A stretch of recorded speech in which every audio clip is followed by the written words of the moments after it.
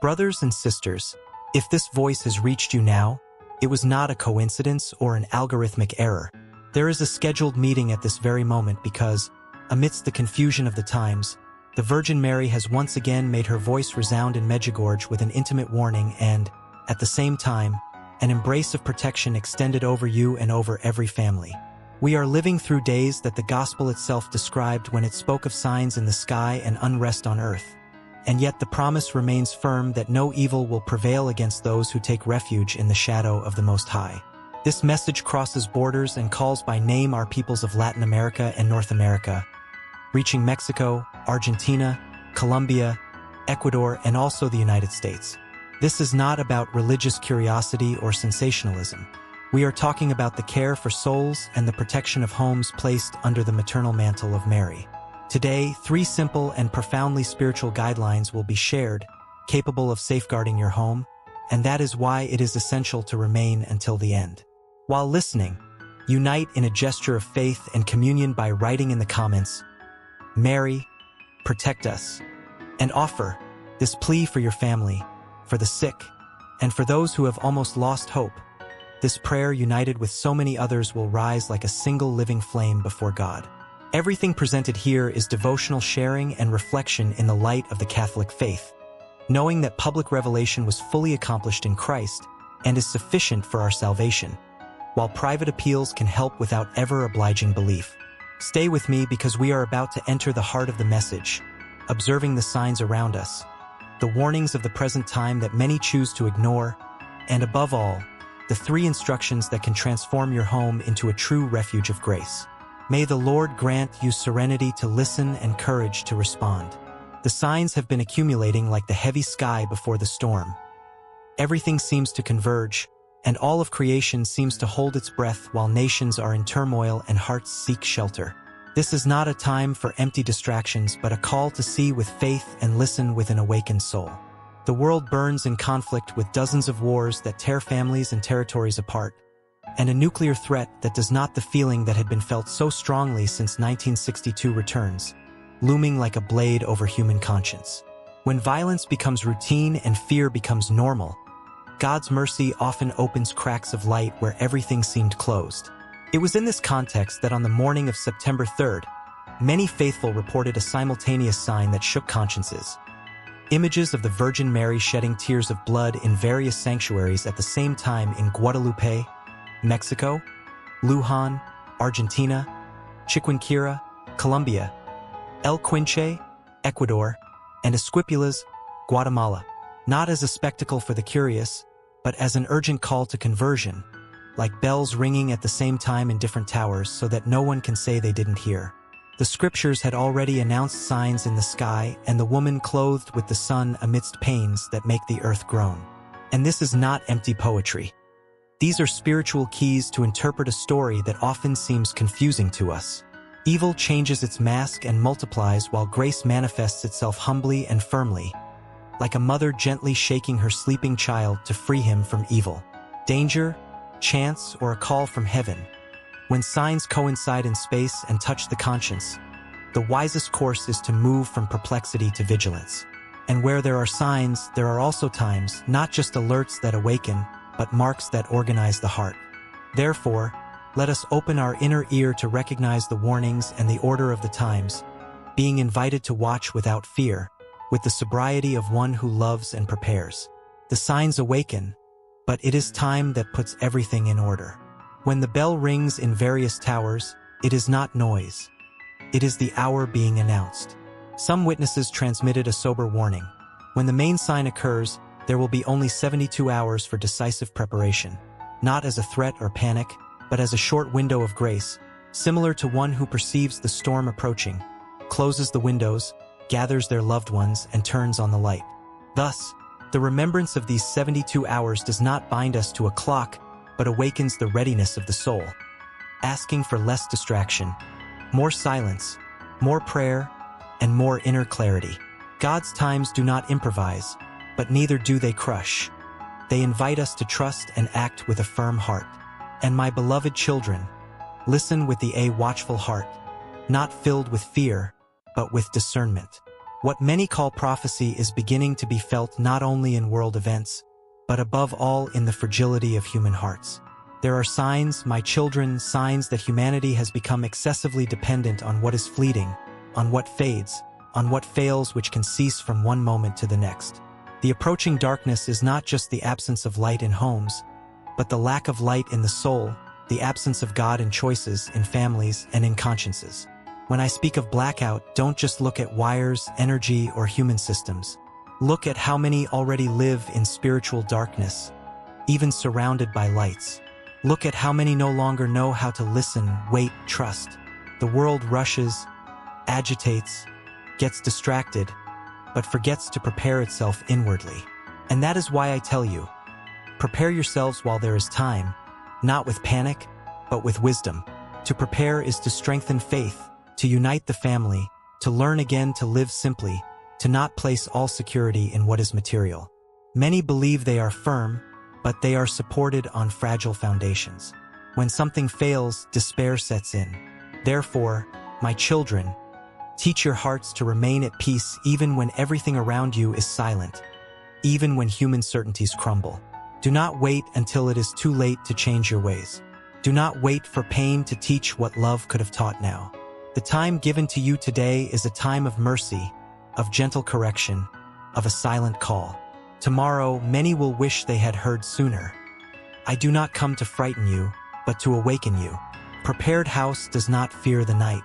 A heart steadfast in God does not fear lack, does not fear silence, does not fear darkness. For even when everything fades outside, the light that comes from above remains lit within those who trust. For a long time heaven has been calling, gently warning, showing small and large signs, but many hearts are distracted, too busy with the noise of the world to perceive what is manifesting before their eyes. Do not think that everything happens suddenly. Before nightfall, there is always a twilight. Before silence, there are warnings. Before the fall, there are countless calls to conversion. What is approaching should not be seen merely as an external event, but as a mirror of the state of humanity. The world has built much, advanced in knowledge, but has strayed from trust in God. It has created complex systems, but forgotten the essential. It has become strong in its own eyes, but fragile in spirit.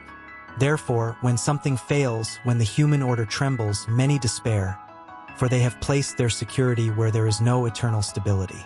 I ask you, my children, do not live like those who only believe when they feel pain. Learn now to watch, to discern, to strengthen your homes not only with material resources, but with unity, inner prayer, dialogue, and living faith. A family that walks together crosses any night. A heart that trusts does not get lost in the darkness.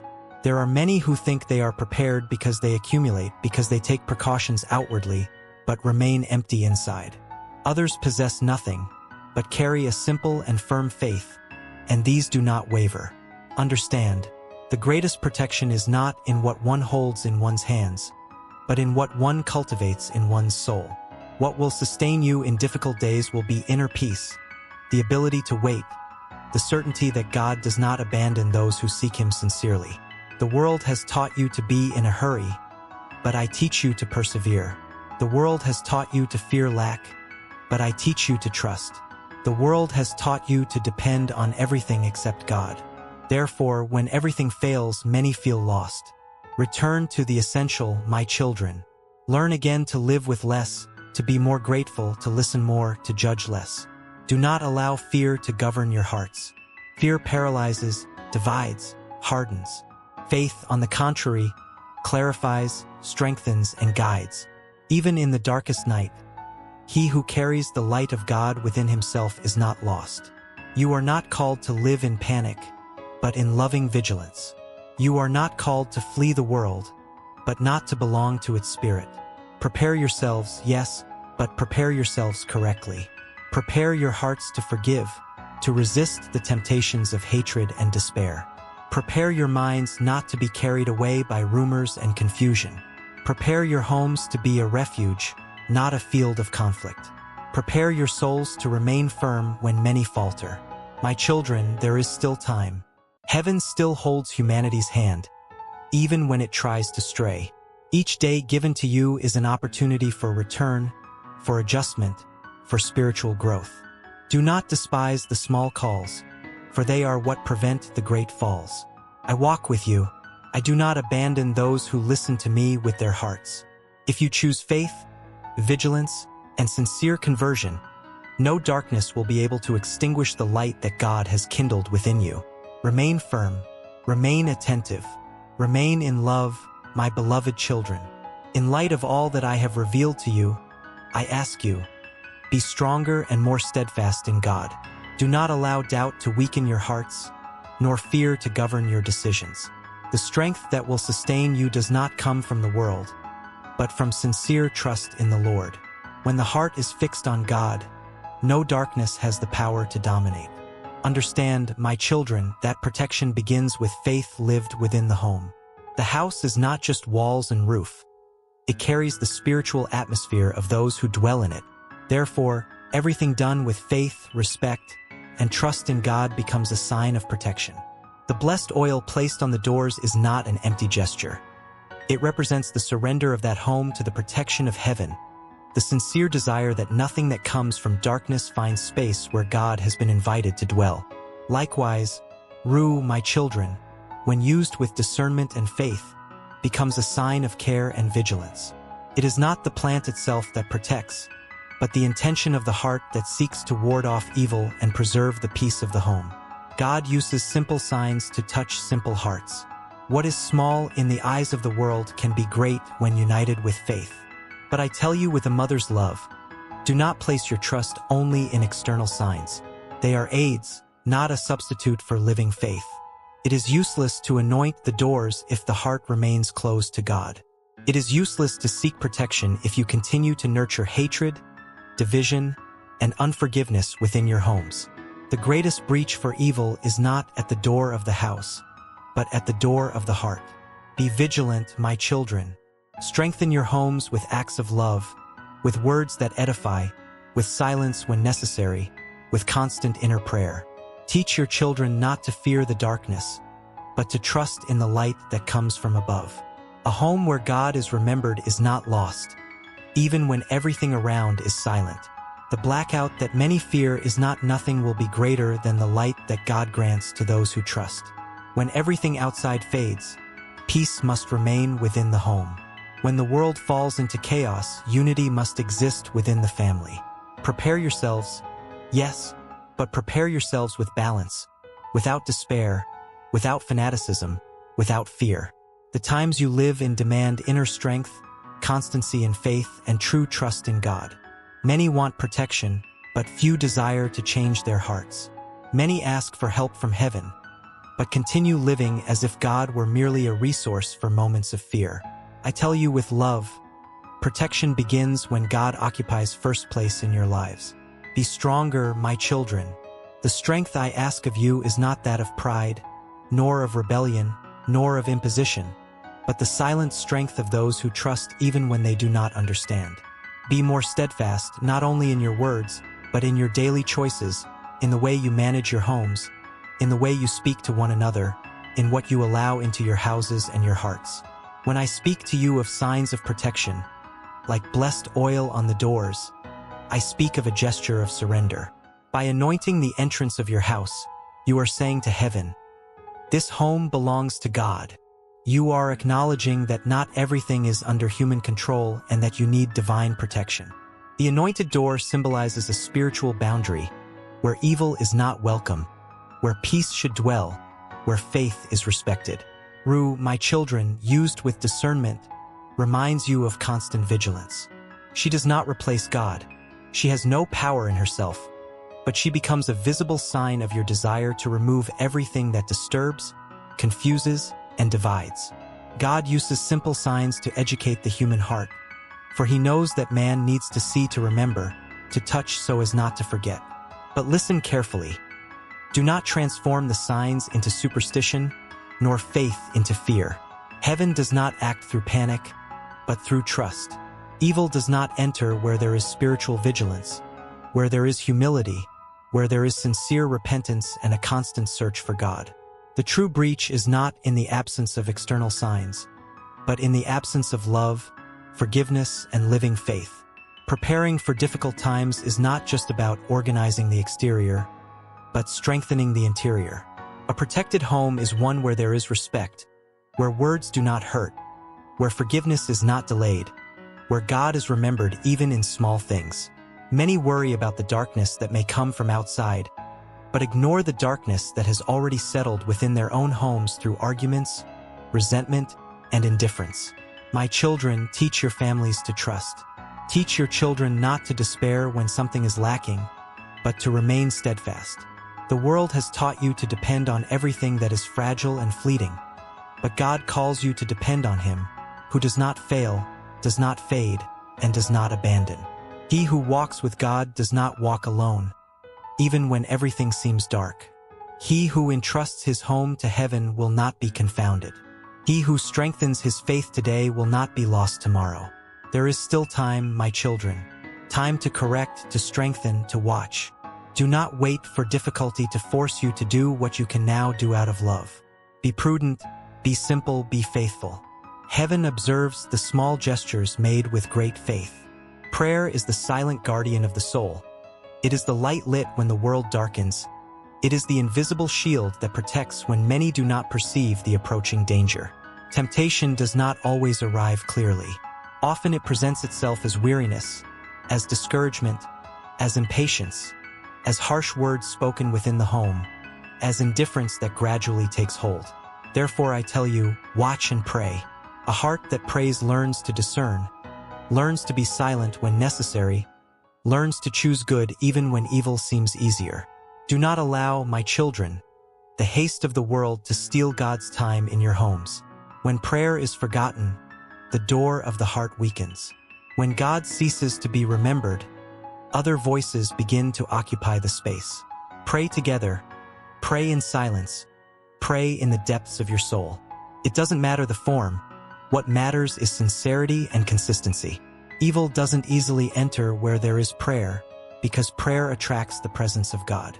And where God dwells, confusion does not remain.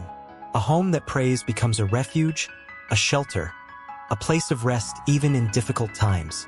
Don't wait for problems to arrive to seek heaven. Seek it now, while there is time and tranquility. My children, do not underestimate the power of a prayer made with humility. Many battles are won without noise, without confrontation, only with confident surrender to God. When you pray, even without feeling anything, you are strengthening spiritual walls around your family. When you pray, even tired, you are telling heaven that you trust more in God than in your own strength. Teach your children to pray not only with memorized words, but with actions, with respect, with gratitude, with love for their neighbor. Prayer lived daily is as powerful as spoken prayer. A heart that learns to give thanks becomes less vulnerable to the temptations of the world for every home that turns to God with sincerity. When you pray, you are not alone. Heaven inclines, listens, and acts in due time. Trust, persevere, pray. He who remains in prayer remains protected. He who trusts in God will not allow any evil to dominate his home. I cover you with my mantle when you choose faith. Remain steadfast. Remain in the light. My beloved children, listen attentively to the call I make to your hearts. Pray, my children, pray without ceasing, not only in moments of affliction, but also when everything seems calm. Prayer is the sentinel of the soul. It perceives danger before it approaches. It strengthens the heart so that it does not fall into temptation and does not allow any evil to find a breach in your home. Temptation does not always come as something clearly wrong. Often it presents itself in a gentle, almost imperceptible way. It comes as impatience, as judgment, as words spoken without love, as distractions that draw the heart away from God. Therefore I tell you, pray to keep your eyes open and your spirit vigilant. A praying heart is not easily deceived. Prayer creates an environment where evil does not feel at ease. Where there is prayer, there is light. Where there is light, darkness does not remain. Do not wait for the conflict, let us settle down to seek the protection of heaven. The prayer said beforehand is like a wall erected in advance, strong and silent. My children, take care of your homes as you would something precious. Evil enters when it finds open doors. Doors opened by resentment, by unforgiveness, by pride, by indifference. Pray that these doors may be closed. Pray that love may be greater than ego. Pray that humility may conquer vanity. Pray that peace may be chosen even when the world teaches you to react with violence. Do not underestimate the power of a simple prayer. Sometimes a word spoken with faith protects more than long speeches. A sincere, "I trust in God," calms inner storms. A silent request made in the depths of the soul wards off evils that your eyes do not see. Pray also, my children, that your homes may be places of refuge. May whoever enters feel peace, not burden. May your homes not be battlefields, but schools of love. Evil feeds on division, but weakens in the face of unity. When a family prays, it grows stronger even without realizing it. Teach your children by example. A child who sees their parents praying learns that there is something greater than problems. A young person who grows up in a home where God is remembered learns not to easily succumb to the temptations of the world. Daily prayer is a spiritual inheritance that no one can steal. My children, do not be afraid to pray little, but fear never praying. Constancy is more important than perfection. Even when words fail you, offer God the silence of your hearts. He understands even what you cannot express. I walk with you. I intercede for every home that turns to God with humility. When you pray, even in weakness, heaven moves. When you pray, even without feeling anything, you are being strengthened. Persevere. Pray, my children, that you may not fall into temptation. Pray that no evil may find a place in your homes. Pray that peace may remain, that faith may not fade, that love may always be your choice. I cover you with my mantle when you choose prayer. Remain steadfast. Remain in the light. How many of you, my children, have walked under the weight of inner disasters, constant challenges, silent struggles that no one sees? Many smile on the outside, but weep in the depths of their souls. Many move forward only out of obligation, without hope, without rest in their hearts. God sees every hidden tear, every sleepless night, every battle fought in silence. Nothing escapes his eyes. Do not think that you are forgotten because the trial is long. Do not think that God has turned away because the answer is delayed. There are pains that teach. There are challenges that strengthen. There are deserts that prepare the soul for something greater. But to get through these times, my children, you need living faith, true trust, and sincere surrender. Seek divine grace not only when everything crumbles, but also when everything seems normal. God's grace sustains, guides, corrects, and heals. It is grace that lifts up those who can no longer rise alone. It is grace that brings peace to the weary heart and light to the confused mind. Without this grace, the weight of life becomes unbearable. Many have experienced a series of falls, losses, and frustrations because they try to walk alone, relying only on their own strength. I tell you with a mother's love, no one was created to carry everything alone. Surrender to God what hurts you, what frightens you, what tires you. He does not despise a humble heart that cries out for help. Do not allow challenges to harden your hearts. Pain can bring you closer to God or distance you from Him. The choice is in your hands. When you choose faith, pain does not destroy you, it transforms you. When you choose to trust, even without understanding, God acts silently, but profoundly. My children, even if life has been marked by difficulties, do not lose hope. Suffering does not define who you are, nor does it determine your end. God writes new stories where many see only ruins. He makes life sprout where everything seems dry. But for this, it is necessary to open your hearts and allow His grace to act. Rise up inwardly. Start again as many times as necessary. Do not be ashamed of being tired, but do not remain without faith. Seek God sincerely, even with simple words, even in silence. He listens. I walk with you, my children. I intercede for each one who struggles not to give up. Trust. God's divine grace is greater than any disaster, greater than any challenge, greater than any pain that weighs on your shoulders today. Remain in faith. It will guide you,